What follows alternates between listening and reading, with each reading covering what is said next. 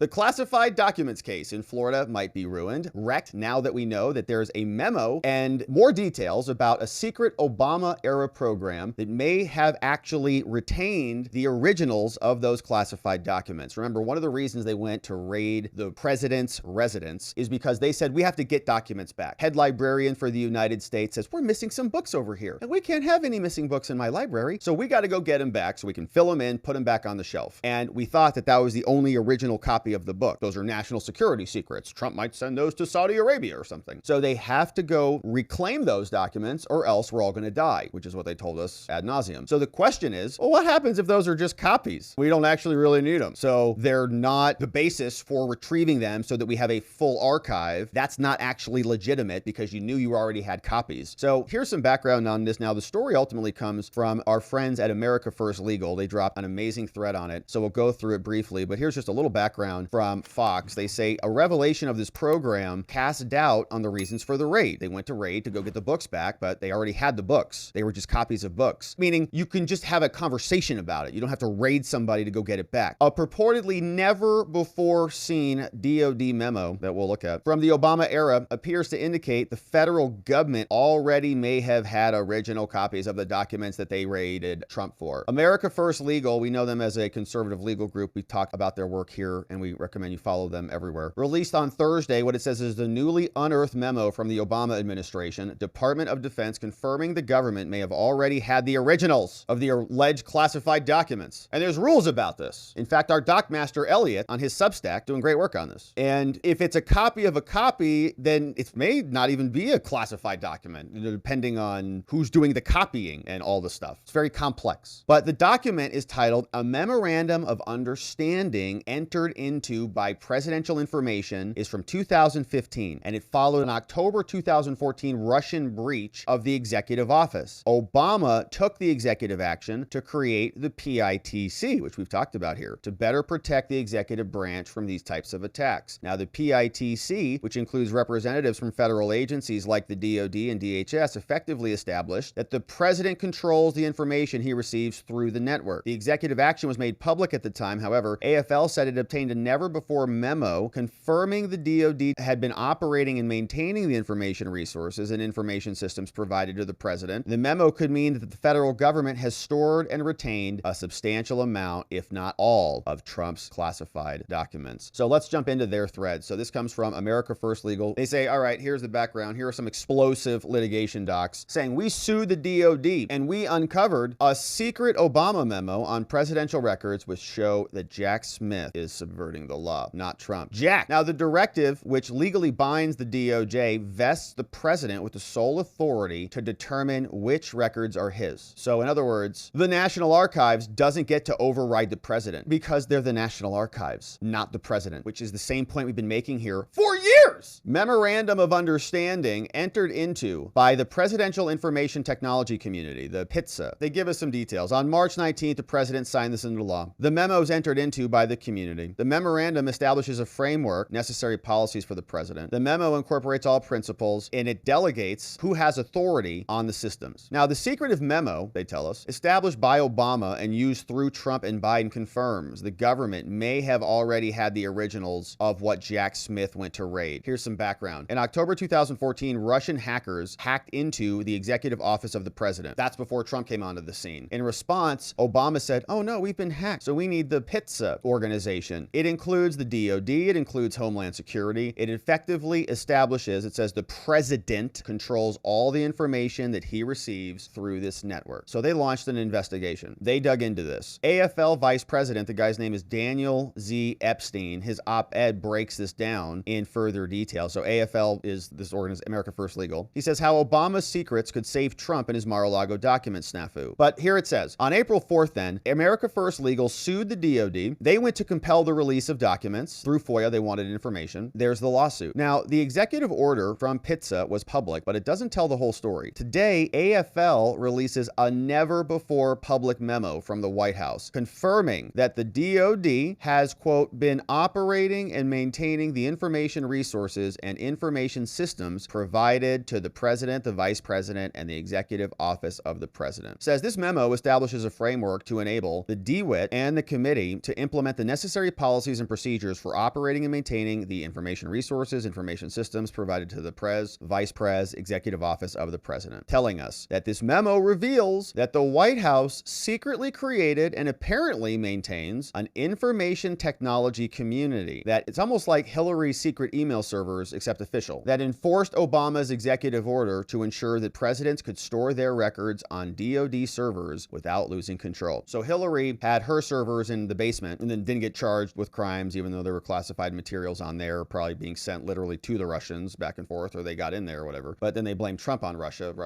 even though that was all fake. So now Obama just created his own servers, but he didn't put it in a basement. He just put it at the DoD. So what it means is that the federal government has preserved and retained all executive office of the presidency records on its servers. And therefore, consistent with Obama's orders, it likely possesses a substantial amount, if not all, of President Trump's classified documents.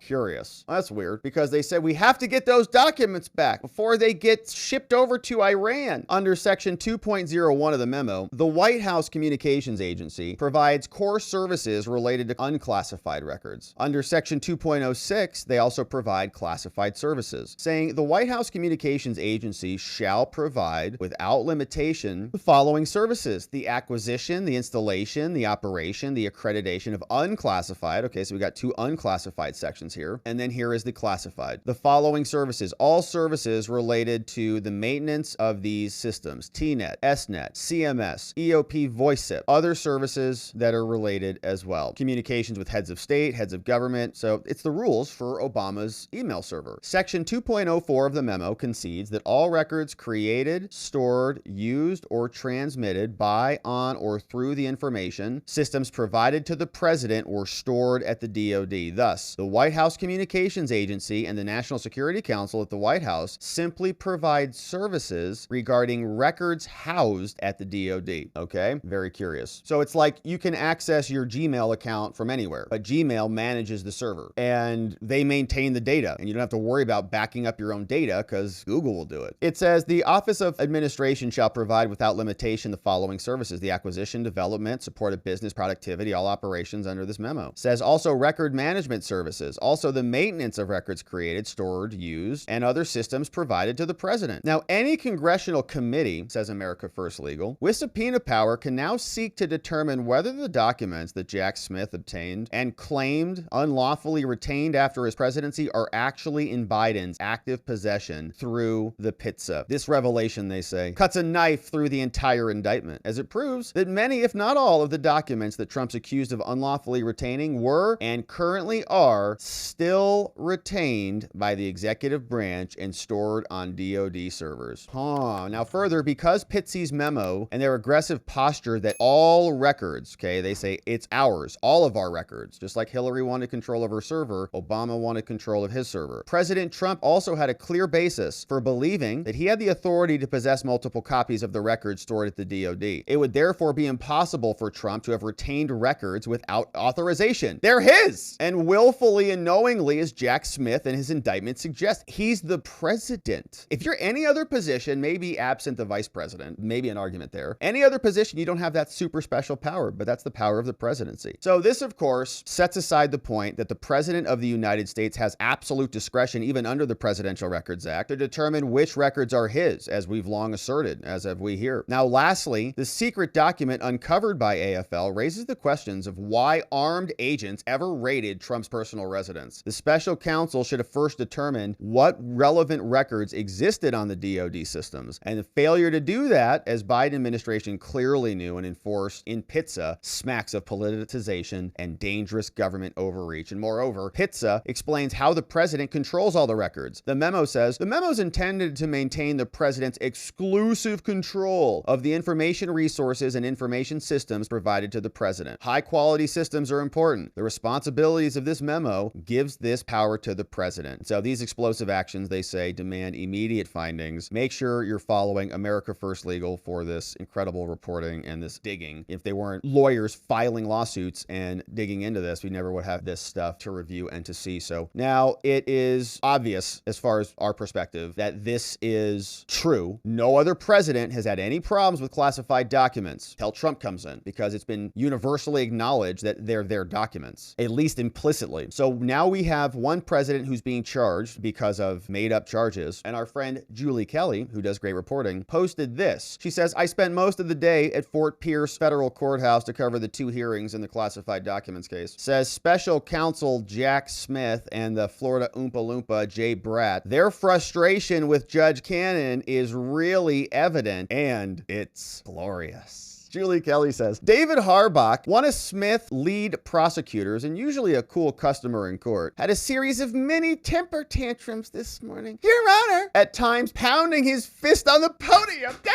and clapping his hands in anger to emphasize a point. Harbach was totally unprofessional. He was demeaning and he was petulant, as prosecutors typically are. Cannon, the judge, asked Harbach to calm down. During one diatribe about accusations that the DOJ threatened one of the defense attorneys to get his client to flip on Trump. We know that as Stanley Woodward. Jay Bratt opened up a file on Stanley Woodward. They were having a conversation and about Walt Nauta, and Jay Bratt, he opens it up and he's like, oh, I see here you want to be a judge, Stanley. Would be a real shame if your application got declined. What? What are you talking about? He's like, I didn't think you were a Trump guy. Maybe you should flip on your client. Get him to flip, because these prosecutors are unethical, immoral, and just the worst. I was going to say something much more volatile, but we'll keep it PG today. He kept trying to argue with her. Cannon also remains measured most of the time and is no fan of antics. And when she asked him a question about an issue, he shot back. He says to the judge, that's not the right question, Your Honor. A few reporters in the media room even gasped. Now, Harbach is flailing because his case is imploding. He realizes it. We know how this works. Have the law, you pound the law. You have the facts, you pound the facts. You have nothing, you pound the table. We're watching it. DOJ never thought their dirty, sloppy, corrupt tricks would see the light of day. The Biden regime never thought information such as the FBI's operations order with their lethal force guidance authorizing the raid would ever be made public. Julie says, but Cannon is systematically dismantling this case. She's holding hearings like the one that Julie was attending today and ordering the unsealing of key motions and evidence. She is a one-woman wrecking crew, and Smith's team knows there is very little they can do about it. She's nowhere near finished. Just this week, in addition to the unsealed motions posted yesterday that revealed details about the Mar-a-Lago raid, Cannon ordered the unsealing of several motions filed earlier in the case. Julie, of course, is working on a Substack post for the weekend explaining this in more detail, but suffice to say, Jack Smith's team already appears deflated and defeated. Florida case coming apart at the seams. We've got the Fannie case, which is being appealed. We know that the Bragg case is going to the jury very soon, as soon as we have summation arguments. But what about the J6 case, the so-called election interference case? James Comey is out making the rounds, and he's talking about this. He says, I think it's a real strong case. Here's what the FBI guy said about this. No matter what party you're affiliated with, just look at the record of who's been charged with federal corruption offenses in the last few years. The Bureau is an apolitical organization, and it's good for Director Wray to defend it and express his frustration. Do you think that this is impacting morale at the FBI, these constant attacks? Oh, I know it is. I mean, I know because I talk to people there. Of no. course, when good people internalize these lies that they hear over and over again, echoed from President Trump's mouths, but from lots of other mouths, and they take it on board. They think, oh, there was a problem with the Mar-a-Lago search. There was. We reviewed it. That's dispiriting for people in the FBI because these are their neighbors. The FBI is in every community in this country. They go to ball games, there are cookouts, and they hear this nonsense echoed back at them, and that's painful. Yeah, real shame. When they're raiding J6ers who were just not doing anything, even violent, for misdemeanor offenses, they're raiding J6ers for misdemeanors, our neighbors. If you had been the Manhattan DA, you were a former top prosecutor in New York, not the Manhattan DA, but in another role, would you have brought the hush money case? I wasn't sure that I would have when I read the indictment, but now having seen the case, I'm not sure after investigating it how they wouldn't bring it.